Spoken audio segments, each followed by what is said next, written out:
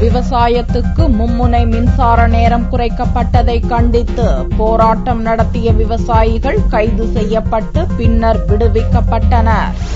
கோடை சாகுபடிக்கு தொடர்ந்து 12 மணி நேரம் மும்முனை மின்சாரம் வழங்கப்படும் என்று அறிவிக்கப்பட்டிருந்தது. இதை நம்பி தஞ்சாவூர் மாவட்டத்தில் 15,000 ஏக்கரில் நெல், சோளம், கடலை, உளுந்து போன்ற பயிர்களை விவசாயிகள் சாகுபடி செய்துள்ளனர். ஆனால் படிப்படியாக மும்முனை மின்சார நேரம் 3 முதல் 4 மணி நேரமாக குறைக்கப்பட்டுள்ளதாகவும் இதனால் சாகுபடி செய்த பயிர்கள் கருக துவங்கியுள்ளதாகவும் விவசாயிகள் குற்றம் சாட்டியுள்ளனர். அறிவித்தபடி 12 மணி நேர மும்முனை மின்சாரம் வழங்க கோரியும் தஞ்சை மாவட்ட ஏக்கருக்கு 15,000 ரூபாய் நிவாரணத் தொகை அறிவிக்க கோரியும் கருகிய பயிருடன் தப்பு அடித்தபடி மாவட்ட கலெக்டரிடம் மனு கொடுக்க வந்த விவசாயிகள் ஆர்ப்பாட்டத்தில் ஈடுபட்டனர்.